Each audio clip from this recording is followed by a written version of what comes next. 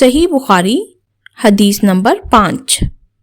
رسول اللہ صلی اللہ علیہ وآلہ وسلم نزول قرآن کے وقت بہت سختی محسوس فرمایا کرتے تھے، اور اس کی علامتوں میں سے ایک یہ تھی کہ یاد کرنے کے لیے آپ اپنے ہونٹوں کو ہلاتے تھے۔ ابن عباس رضی اللہ تعالیٰ عنہ نے کہا، میں اپنے ہونٹ ہلاتا ہوں جس طرح آپ ہلاتے تھے۔ سعید کہتے ہیں، میں بھی اپنے ہونٹ ہلاتا ہوں جس طرح ابن عباس رضی اللہ تعالیٰ عنہ کو میں نے ہلاتے دیکھا۔ پھر انہوں نے اپنے ہونٹ ہلائے۔ ابن عباس رضی اللہ تعالیٰ عنہ نے کہا، پھر یہ آیت اتری کہ اے محمد، قرآن کو جلد جلد یاد کرنے کے لیے اپنی زبان نہ ہلاؤ، اس کا جمع کر دینا، پڑھا دینا ہمارا ذمہ ہے۔ ابن عباس رضی اللہ تعالیٰ عنہ کہتے ہیں، یعنی قرآن آپ صلی اللہ علیہ وآلہ وسلم کے دل میں جما دینا اور پڑھا دینا ہمارے ذمہ ہے۔ پھر جب ہم پڑھ چکیں تو اس پڑھے ہوئے کی اتباع کرو۔ ابن عباس رضی اللہ تعالیٰ عنہ فرماتے ہیں، اس کا مطلب یہ ہے کہ آپ اس کو خاموشی کے ساتھ سنتے رہو، اس کے بعد مطلب سمجھا دینا ہمارے ذمہ ہے۔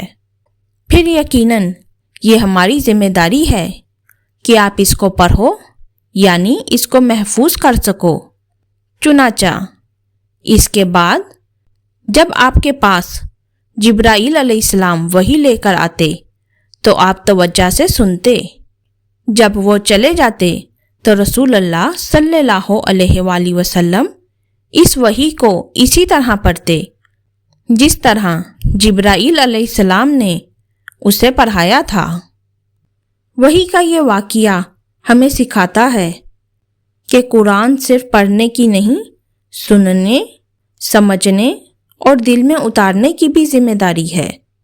جبرائیل علیہ السلام کا پڑھانا، نبی صلی اللہ علیہ وآلہ وسلم کا خاموشی سے سننا اور پھر ویسے ہی دہرانا، یہ بتاتا ہے کہ قرآن کی حفاظت انسان کا کام نہیں، اللہ کا وعدہ ہے۔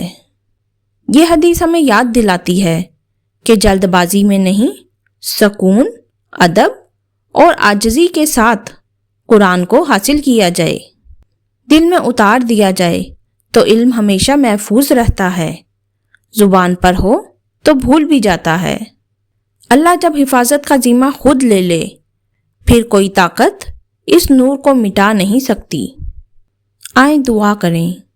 اے اللہ، ہمیں قرآن کو سمجھ کر پڑھنے کی توفیق دے، جس طرح تو نے اپنے محبوب محمد صلی اللہ علیہ وآلہ وسلم کے دل میں قرآن جما دیا، ہمارے دلوں میں بھی اس کا نور، اس کی حکمت اور اس کی برکت کو ہمیشہ کے لیے محفوظ فرما۔ آمین ثم آمین۔